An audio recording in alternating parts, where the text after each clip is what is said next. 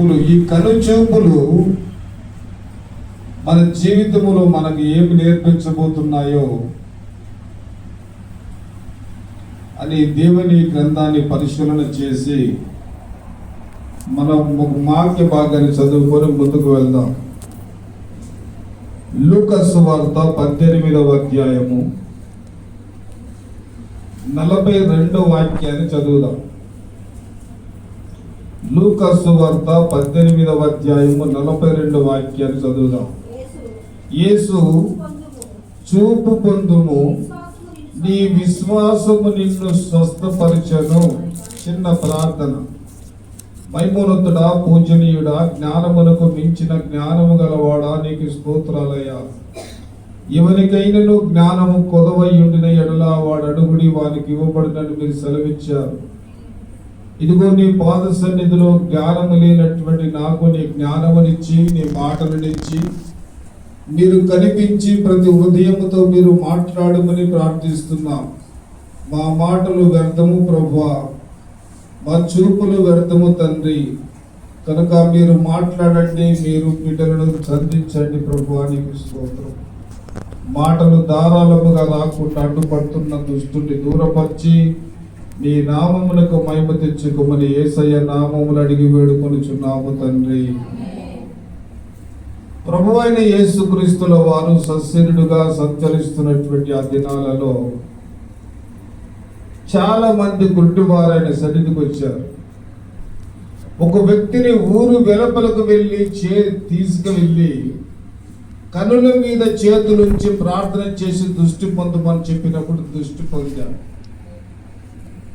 ఒక వ్యక్తిని నేల మీద ఉమ్మి వేసి ఆ ఉమ్మిని బురదగా చేసి దానిని కళ్ళకు రాసుకొని కళ్ళు కొడుకోమంటే అతడు చూపు కలిగింది. ఆయన జీవించినటువంటి ఆ జీవిత కాలంలో ఎన్నో అద్భుత ఆశ్చర్యమైనటువంటి కార్యాలు చేస్తూ వచ్చాడు. ఇక్కడ మనము గమనించవలసినటువంటి విషయం ఏమిటంటే, భౌతిక సంబంధమైనటువంటి అంధత్వము కలిగిన వారు చాలా మంది ఉన్నారు, ఆత్మీయ అంధత్వము కలిగిన వారు కూడా ఉన్నారు.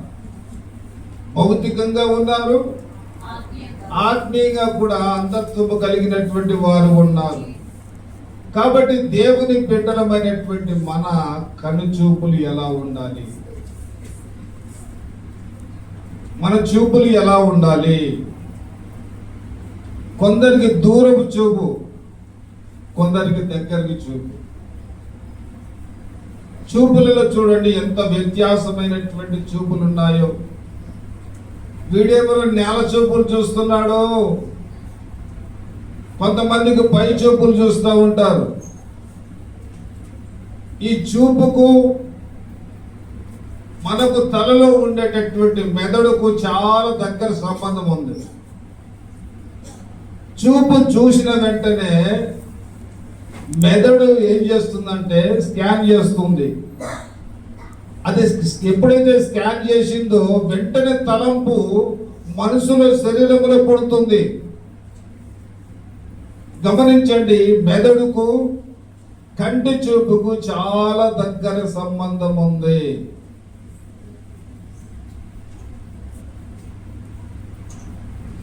కాబట్టి ఆత్మీయ బిడ్డలమైనటువంటి మన జీవితాలలో చూపులో గమనించండి, మన చూపులలోనే ఆశీర్వాదం ఉంది, మన చూపులలోనే నష్టం ఉంది. చూపు అనేటటువంటిది చాలా ఆశీర్వదింపబడినటువంటిది. చూపు అనేటటువంటిది చాలా ప్రమాదకరమైనటువంటిది కూడా. చూపు 1985 డిసెంబర్ 16వ తారీఖున మా పెద్దబాబు పుట్టాడు. గాంధీ హాస్పిటల్లో పెద్దబాబుని చూడాలని నేను వెళ్ళాను. గాంధీ హాస్పిటల్, పాత గాంధీ హాస్పిటల్ ఎట్లా ఉండే సిస్టమేటిక్ అంటే, నలుమూలల గ్రామాల నుండి ప్రజలు వచ్చేవారు అక్కడికి, రోగులు. అక్కడికి వచ్చిన వారు ఏడ హోటల్లో పోయి తిండి తినాలని బయటనే రేషన్ తెచ్చుకొని వండుకొని ఆ చెట్ల కింద తినేసి అక్కడ వారితో పూట ఎవరైతే పేషెంట్ ఉన్నారో వారి దగ్గర ఉండేటటువంటి వారు. పేషెంట్కి తిండి పెడతారు కానీ పేషెంట్తో ఉండే వారికి కూడా తిండి పెట్టరు కదా. ఇలాగే ఒక వ్యక్తి ఏం చేశాడంటే ఆహారాన్ని అంత వండుకొని ఇస్తరాకులో పోసుకున్నాడు. అంతలో ఒక వ్యక్తి పనిగట్టుకొని వచ్చి ఆ అన్నం ఇస్తరాకులో పోసుకున్న అన్నాన్ని తినొద్దు అంటాడు.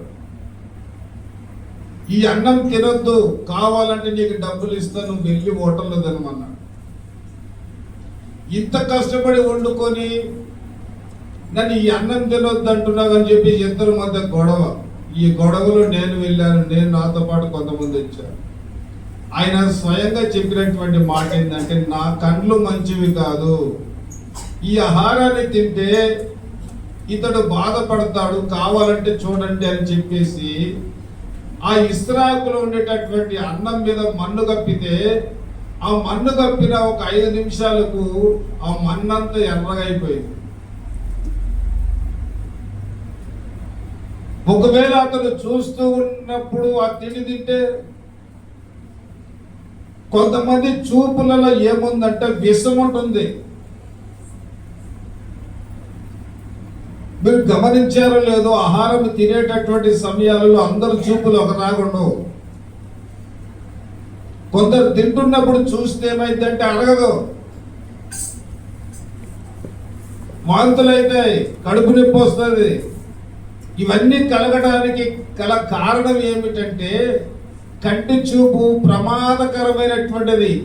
ఎంత ఆశీర్వాదకరమైనటువంటిదో కంటి చూపు, అంత ప్రమాదకరమైనటువంటిదన్న సంగతిని మనము గమనించాలా.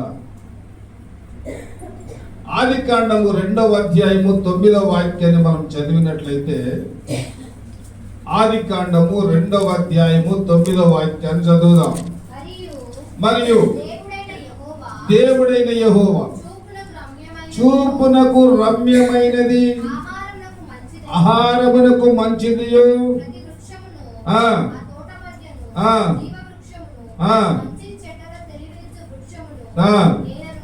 చాలు. ఈ 9వ వాక్యాన్ని మనం గమనిస్తే చూపునకు ఎలా ఉందంట? ఎవరు చూశారు? అవ్వ చూసింది. ఈ అవ్వ చూపుకు ఎలా ఉన్నదంటే ఆ ఫలములు రమ్యముగా ఉన్నాయి. ఈ చూపులకు రమ్యముగా ఉండేటటువంటి ఫలాలను ఈమె తిన్నది. ఈమె శపింపబడింది. ఆ పండ్లు తినటానికి ప్రేరేపించబడినటువంటి సర్పము శపింపబడింది. ఆ తర్వాత పాలు పంపులు పొందుకున్నటువంటి ఆదాము శపింపబడ్డాడు. వీరితో పాటు నేల కూడా శపింపబడింది. చూపునకు ఎలా ఉందంటమ్మా? రమ్యముగా ఉంది.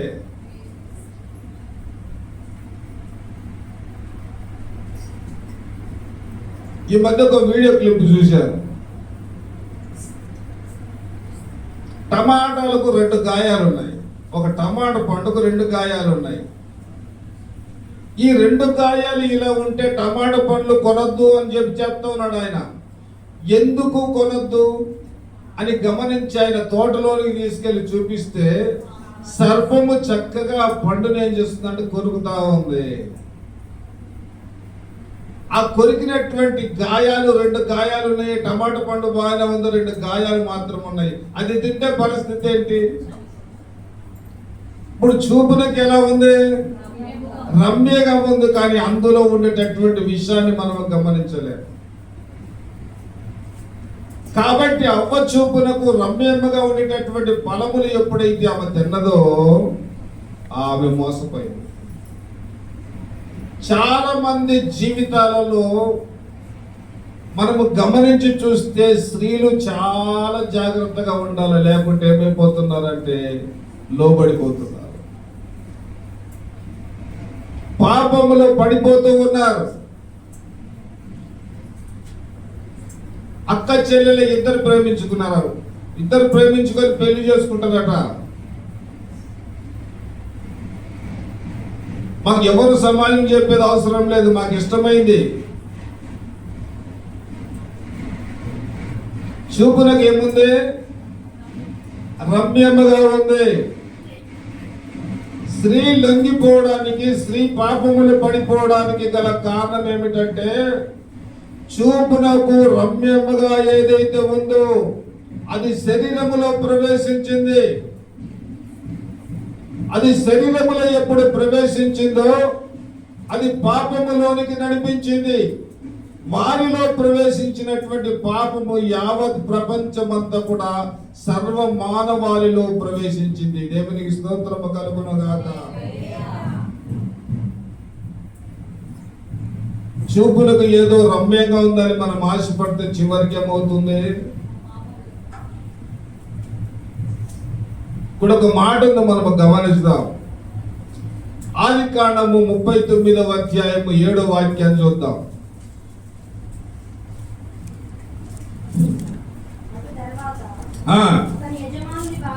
అతని యజమానుని భార్య యోసేపు మీద కన్ను వేసింది. దేవునికి స్తోత్రం చెప్పండి. ఈ పోతిఫరు భార్య ఎవరి మీద కన్నేసిందంట? అతడు ఎలా ఉన్నాడు అంటే యవ్వనస్తుడుగా ఉన్నాడు, అందంగా ఉన్నాడు. యవ్వనుడు అందముగా ఉన్నాడు. అతని మీద ఏమేసిందంట? కన్నేసిందంట. ఈమె గారికి భర్త లేడా? మీరు గమనించండి, ఆలోచించండి. సమాజమా, దేవుని సంఘమా? ఈమెకు భర్త ఉన్నాడు, భర్త ఒక హోదాలో ఉన్నాడు,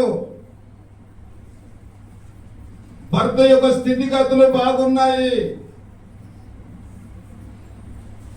చక్కగా కుటుంబాన్ని పోషించగలిగినటువంటి సామర్థ్యం కలిగినటువంటి వాడు. అయినప్పటికీ నీ అందముగా ఉన్నటువంటి యోసేపు విషయంలో ఏమేసిందంటే కన్నేసిందట. ఎంత దారుణమండి!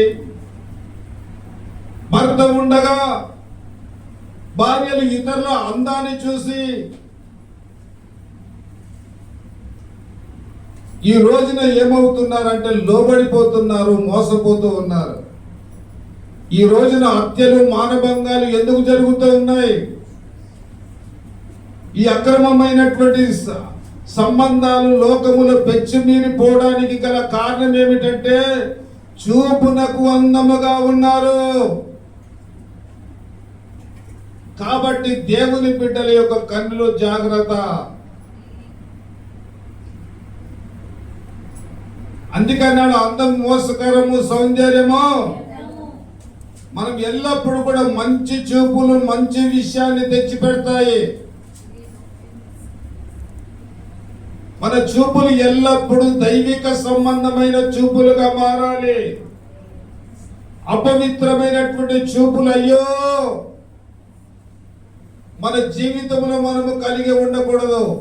ఒక్క విషయాన్ని గుర్తెరగాల, భర్త ఏమనుకోవాలి, నా భార్య అంత అందమైనది మరొకటి లేదు, నా భర్త అంత అందమైన వాడు మరొకటి లేడు అన్న భావన ఎవరి జీవితాలలో వారు కలిగి ఉంటారో వారి చూపులు వారు జీవించే జీవిత కాలం అంతా కూడా మంచిగానే ఉంటాయి.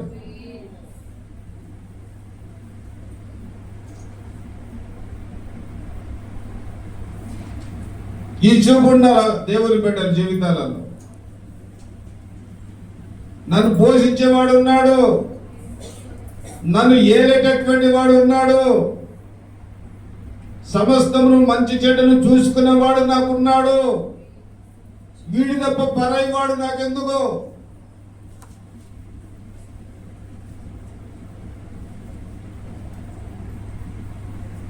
అనే భావన ఎప్పుడైతే మానవుని జీవితంలో కలుగుతుందో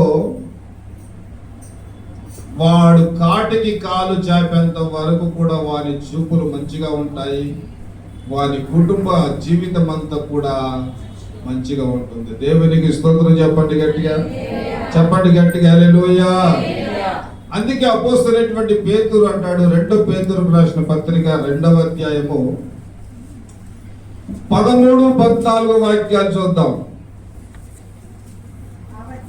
కాబట్టి చూడండి, బాగా వినండి. ఒకనాటి సుఖానుభవము సంతోషమని ఎంచుకొందురు. చాలు. ఒకనాటి సుఖము, కొద్దిసేపు సుఖము కొరకు వారి జీవితాలను పాడు చేసుకుంటున్నారు, వారి బ్రతుకులను పాడు చేసుకుంటున్నారు, వారి కుటుంబాలను, భార్య బిడ్డలను విడిచిపెడుతూ ఉన్నారు.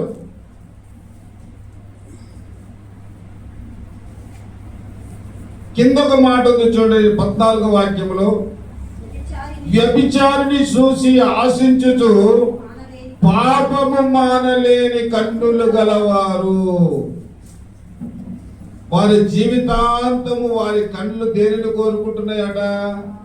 పాపాన్ని. ఎవరిని చూసినా, తల్లిని చూసినా, చెల్లిని చూసినా, వదినని చూసినా, ఎవరిని చూసినా వారి కన్నుల నిండా ఏముందంటే పాపం ఉంది.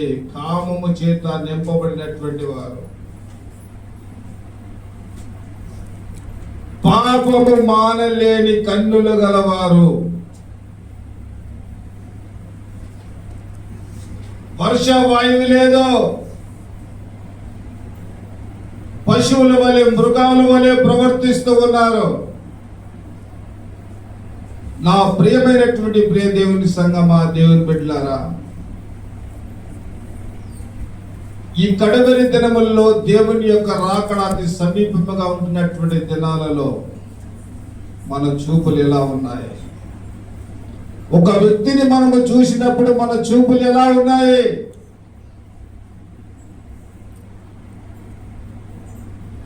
ఏ చూపుతో మనం మనుషులను చూస్తూ ఉన్నాం?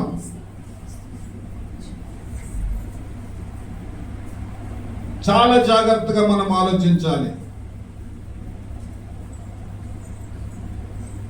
సంఖ్యాకాండము 13వ అధ్యాయము 33వ వాక్యాన్ని చదువుదాం.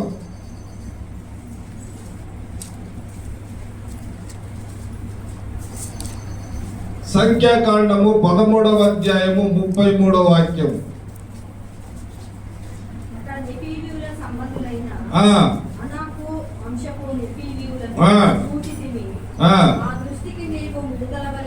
చాలు. ఇక్కడ ఏ పాలు తెరలో ప్రవేశించి దేశమునకు వేగు చూడటానికి 12 మంది వెళ్ళారు. 10 మంది చూపులు ఒక రకంగా ఉన్నాయి, ఇద్దరు చూపులు ఒక రకంగా ఉన్నాయి. 10 మంది చూసినటువంటి చూపులు ఎలా ఉన్నాయి? ఇక్కడికి వచ్చి అంటారు, వారి ముందు మేము మిడతల వలె ఉన్నాము, వారిని జయించలేము, వారి ముందు మనము ఏమి కూడా పని చేయలేము, ఓడిపోతామంటున్నారు 10 మంది. ఇద్దరు అంటారు, ఆ దేశాన్ని మనము స్వతంత్రించుకుంటాము, వారిని మనము జయిస్తామంటున్నారు. మీరు ఇద్దరు వెళ్ళారు, 12 మంది వెళ్ళారు. 10 మంది చూపు ఒక రకంగా ఉంది, ఇద్దరు చూపు ఒక రకంగా ఉంది. దేవునికి స్తోత్రము కలుగును గాక. వీరంటున్నటువంటి మాటలు విని ఇశ్రాయేలు జనాంగములో అనేక రకమైనటువంటి బలహీనతలు చోటు చేసుకున్నాయి. అప్పుడు యెహోషువ, కాలేబు అంటాము, ఏం పర్వాలేదు, ఆ దేశాన్ని మనము జయిస్తాము. వారే మన ఎదుట మిడతల వలె కనబడతారు. మనిషి చూచే చూపులో ఎంత వ్యత్యాసం ఉందో మనము గమనించాలి.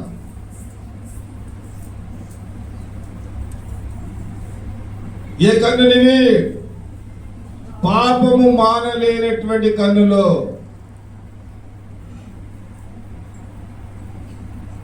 ఒక 4 రకాలైనటువంటి కన్నుల గురించి మీకు జ్ఞాపకం చేస్తాను. చాలా చక్కగా మీరు గుర్తుపెట్టుకోండి. మొదటి సమూయేలు గ్రంథము 18వ అధ్యాయము 9వ వాక్యాన్ని మనం చదువుదాం.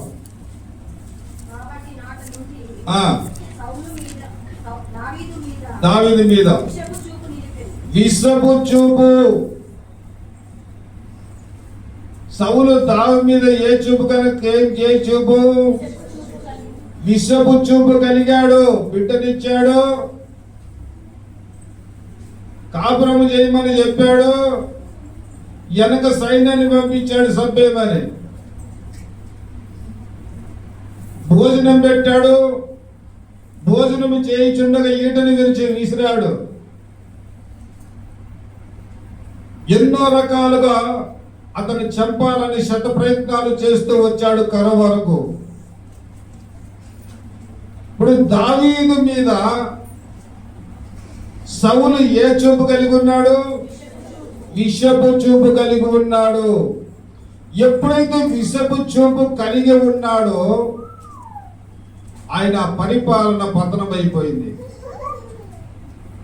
ఈ తలంపు ఎప్పుడైతే కలిగిందో దురాత్మ అతనిలో ప్రవేశించింది. చెడ్డ మనసు ఎప్పుడైతే మనిషి జీవితంలో ప్రవేశిస్తుందో, ఆ తలంపు పుడుతుందో, వారిలో అపవిత్రాత్మ ప్రవేశిస్తుంది. పరిపాలన చేయలేనటువంటి పరిస్థితి. అంతకుముందు పరిపాలన బాగానే చేశాడు. ఈ విషపు చూపు ఎప్పుడైతే దావీదు మీద నిలిపాడో అతని పరిస్థితి అంతా కూడా దారుణముగా మార్చబడింది. నాట నుండి దురాత్మ అతనిలోనికి ప్రవేశించింది. మన చూపు ఎలాంటి చూపు ఒకసారి పరిశీలన చేసుకో. రెండవదిగా చూద్దాం, ఆదికాండం 34వ అధ్యాయం 13-14 వచనాలు.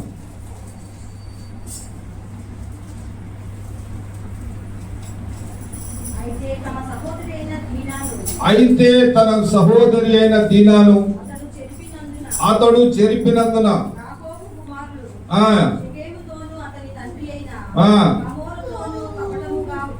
ఏం చేశారంట? కపటము చూపు కన్నులు.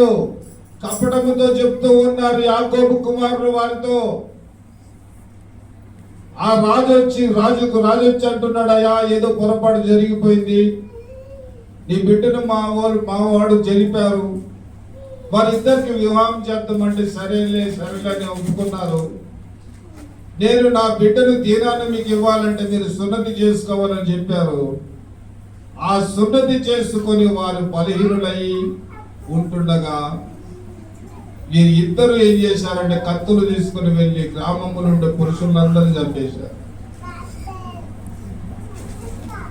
ఏ కన్నులో? కపటముతో కూడినటువంటి కన్నులు, కపటపు కన్నులు, కపటపు చూపు కలిగినటువంటి వారు చాలా డేంజర్. మంచిగానే మాట్లాడతారు, మంచిగానే ప్రేమించినట్టే ఉంటారు. ఆ తర్వాత నీ వెనక గోతిని తీసేంత వరకు నీకు తెలియదు.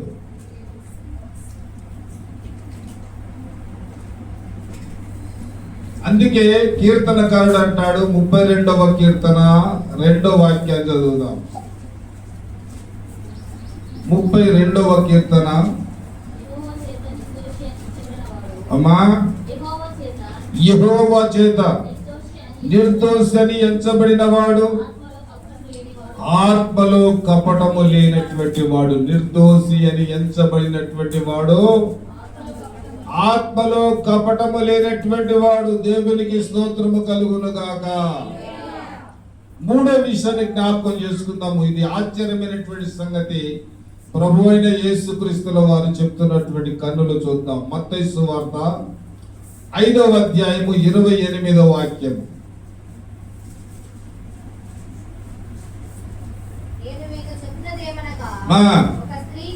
ఒక స్త్రీని మోహపు చూపుతో చూచి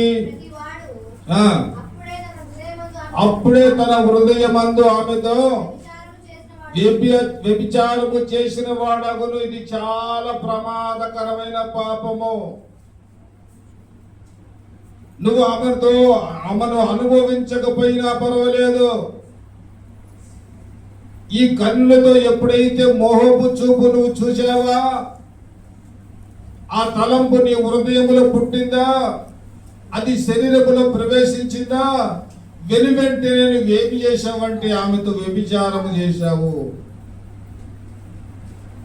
ఈ లెక్కలోనికి వస్తే అమ్మా, మన విశ్వాస జీవితం ఏ పరిధిలో ఉంది మనం జ్ఞాపకం చేసుకోవాలా. ఈ విషయానికి వస్తే ఎన్నిసార్లు పడిపోయి ఉంటాము, ఈ విషయానికి వస్తే ఎన్నిసార్లు తొట్టిల్లాము. ఒక స్త్రీని చూసినప్పుడు, ఒక పురుషుని చూసినప్పుడు మన విశ్వాస జీవితంలో మన వ్యామోహం, ఈ మోహపు చూపు ఎన్నిసార్లు మనల్ని అపవిత్రపరిచాయి. ఈ ఒక్క మాటను మనం గుర్తు చేసుకుంటే మన జీవిత కాలం అంతా కూడా మనం భక్తి చేయలేము. నువ్వు పాటలు పాడు, ప్రార్థన చేయి, సావాసములో ఉండు, సువార్తను ప్రకటించు, అనేక ఆత్మలను సంఘానికి నడిపి ఎన్నో దేవుని కార్యక్రమాలు చేయి. కానీ ఈ చూపు అనేటటువంటిది నీ జీవితంలో లేకుంటే నీకు ప్రతిఫలం ఉంది.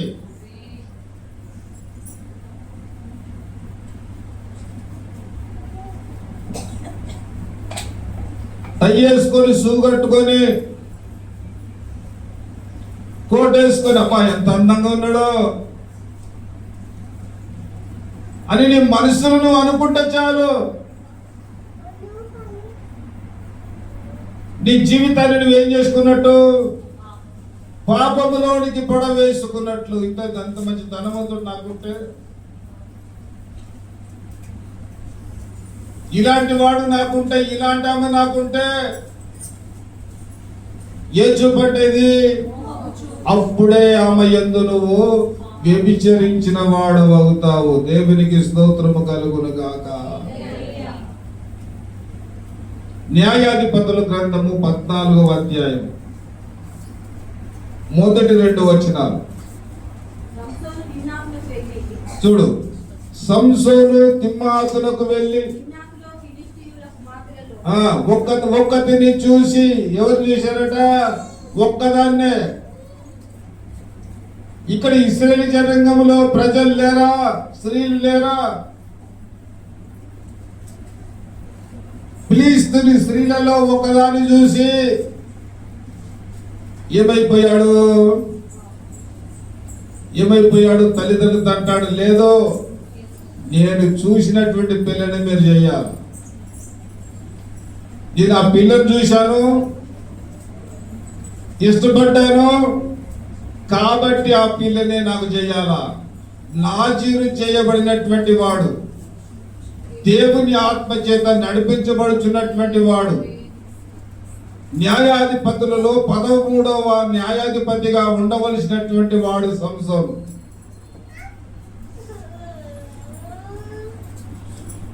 తల్లిదండ్రులతో గొడవ పెట్టుకున్నాడు.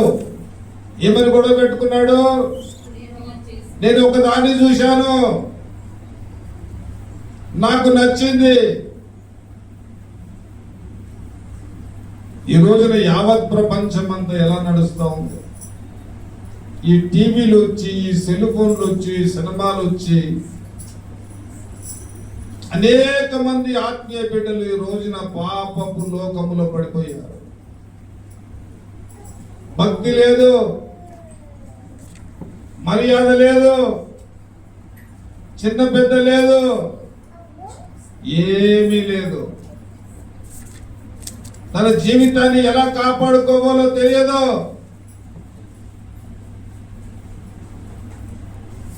నేను కోరుకున్న వాడిని గమనించండి. ఒక ఆమెకు నాగేశ్వరరావు మీద మనసు పడ్డదంట. సినిమా యాక్టర్ నాగేశ్వరరావుని చేసుకుంటా నేను అని చెప్పి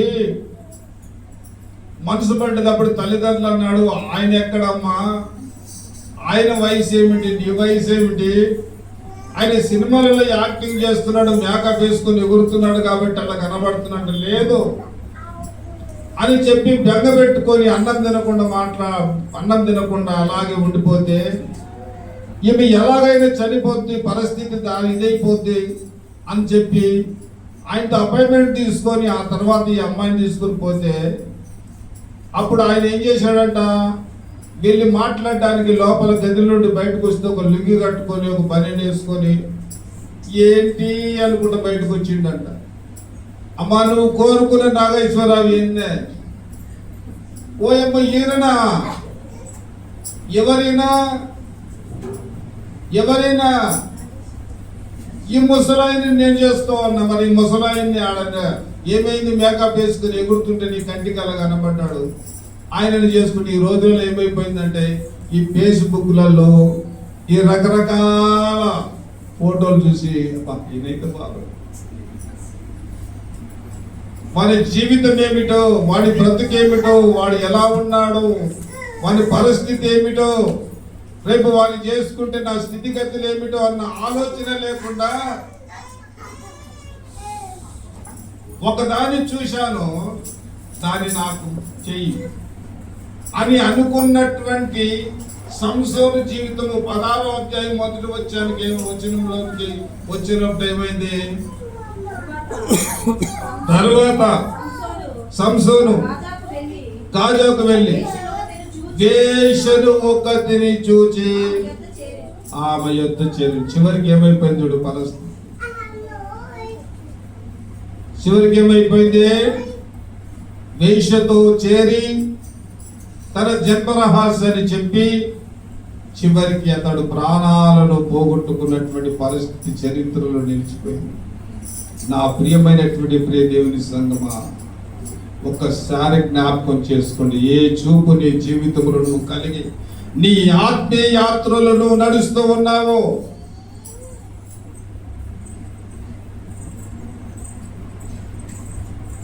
ఒక్కసారి నిన్ను నువ్వు జ్ఞాపకం చేసుకో.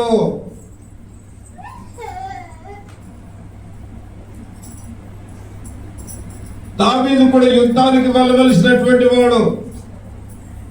యుద్ధానికి వెళ్ళక చక్కగా భోజనము చేసి సాయంకాలము మేడ మీదకి ఎక్కి ఏం చేశాడు? ఊరియా భార్యను చూశాడు. ఆమె స్నానము చేయుచుండగా చూసి రాజుకు అడ్డుందా, ఆపుందా, ఏముందా? ఆ రోజు దినాలలో ఆయన ఏది కోరుకుంటే అది అడ్డు చెప్తే ఏమవుద్ది? అడ్డొచ్చిన వాళ్ళు చెరసాల్లో వేయబడతారు, చంపబడతారు. ఆమెను తీసుకొచ్చుకున్నాడు, చక్కగా పాపం చేశాడు. ఏ చూపు ఇది? మోహపు చూపు. నా ప్రియమైనటువంటి ప్రియ దేవుని సంగమా, ప్రియ దేవుని బిడ్డలారా, యెషయా గ్రంథము 3వ అధ్యాయము 16వ వాక్యాన్ని చూద్దాం.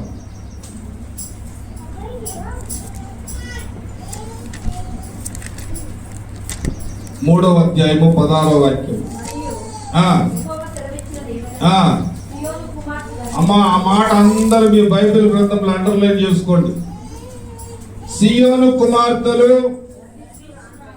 ఎందుకు గర్వం వచ్చింది? ఎందుకు గర్వం వచ్చింది? వారు అందముగా ఉన్నారు. రెండోది ఎలా? ఏ చూపులంట వెళ్ళి మెడచాచి నడుచుచు ఓర చూపులు. నాలుగోదిగా మనము చూసినట్లయితే ఓర చూపులు.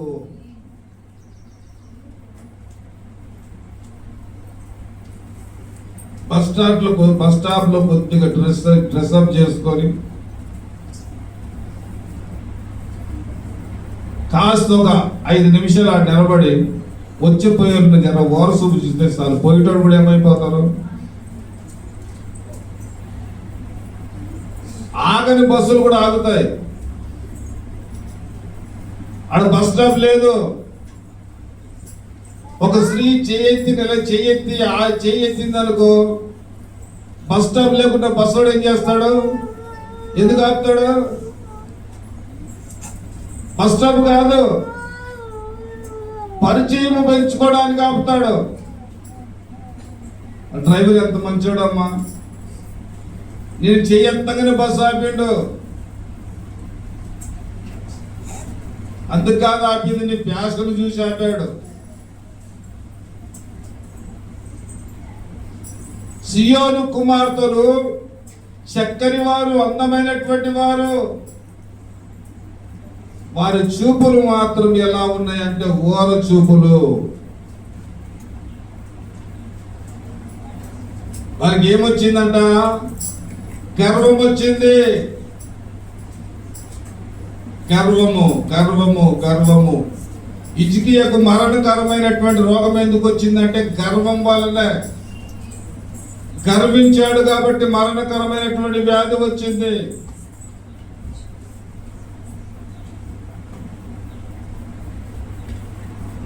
అపోస్తుల కార్యము 6వ అధ్యాయం మొదటి వచనం చదువుదాం.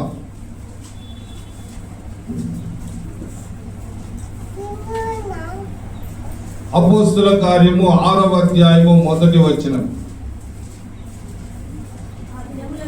ఆ దినములలో శిశువుల సంఖ్య విస్తరించుచున్నప్పుడు అనుదిన పరిచర్యలు విధవరాలను ఏం చేశారట? సంఘములో, సమాజములో ఒకవేళ పేదరికములో ఉండి వారు విధవరాలుగా ఉంటే వారిని ఏం చూస్తారు? ఎలా చూస్తారు? చిన్న చూపు చూస్తారు.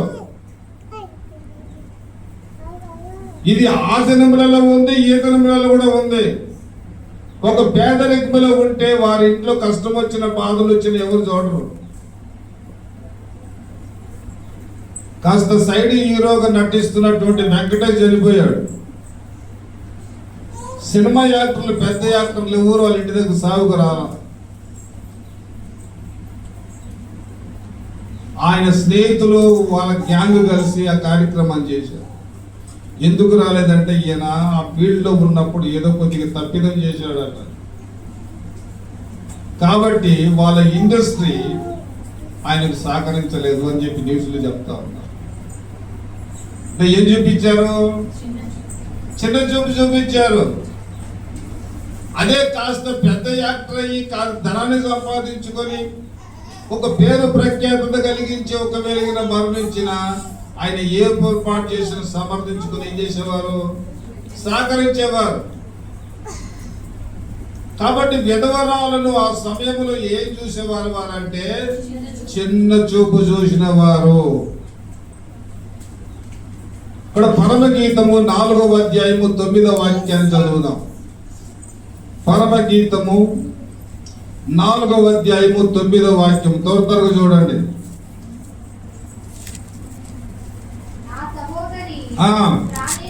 ప్రాణేశ్వరి, నీవు నా హృదయమును వశపరుచుకుంటివే. ఒక్క చూపుతో నన్ను ఏం చేసావంటే వశపరుచుకున్నావు. సలోమతి అనే సంఘము సొలొమోను అనే వరునితో మాట్లాడుతూ ఉంది. నీవు ఒక్క చూపుతో నన్ను ఏం చేశావు? వశపరుచుకున్నావు. ఆ చూపు ఎలాంటి చూపు అంటే ప్రేమ కలిగిన చూపు, పవిత్రమైన చూపు. దేవుని బిడ్డలమైనటువంటి మనము మన ఆత్మీయ జీవితాన్ని కాపాడుకోవటకు, లేక ఆత్మీయతలో నీవు బలపరచబడుటకు, ఆత్మీయతలో ఆస్వాదించబడుటకు, నీ జీవితాన్ని అపవిత్రపరచుకున్నటకు నీ చూపు ఎల్లప్పుడూ పవిత్రముగా ఉండునుగాక. నీ చూపు ఎప్పుడు ప్రేమ కలిగిన చూపుగా ఉండునుగాక. యేసయ్య చూపు మనకు కావాలి. యేసయ్య చూపు ఎలాంటిది? కీర్తన గ్రంథము 17వ అధ్యాయము 2వ వాక్యము.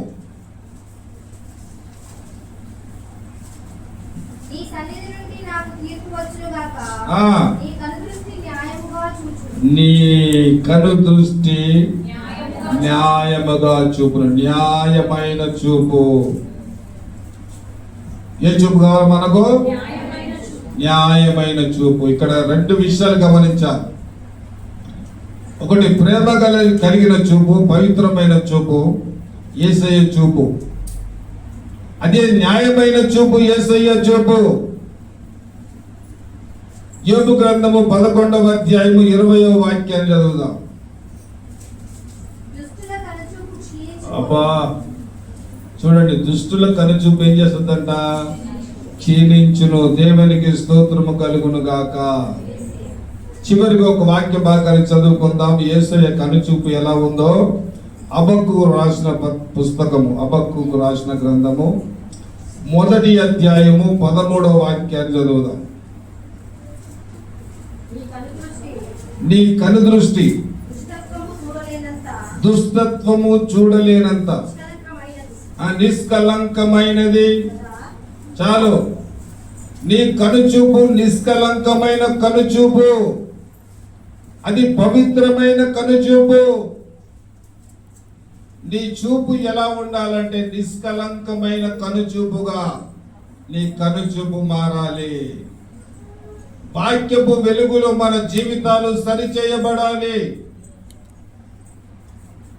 మాన్యంగా ఉండి మన కనుదృష్టి వెలిగింపబడాలి. నిష్కలంకమైన కనుచూపుగా మన చూపులు మారునుగాక. నీ కన్ను చెడ్డదైతే నీ దేహమంతా కూడా చెడిపోతుంది. చాలా మంది అంటారు, పచ్చ కామెర్లు కలిగిన వాడు ఎలా ఉంటాడట, లోకమంతా వానికి పచ్చగానే కనబడుతుంది. అదే ప్రకారంగా పాపపు కన్నులు ఒకవేళ నీవు జీవితంలో కలిగి ఉంటే లోకమంతా నీకు ఎలా కనిపిస్తుంది? అలాగనే కనిపిస్తుంది. కాబట్టి అలాంటి కన్నులు మనకొద్దు. పవిత్రమైన కనుచూపు, న్యాయమైన కనుచూపు, నిష్కలంకమైన కనుచూపు మనకు అవసరము. అట్టి చూపులు కలిగి మన ఆత్మీయ జీవితంలో మనము ముందుకు సాగుదుము గాక. తల్లు వంచి కళ్ళు మూసుకొని ప్రార్థన చేసుకుందాం.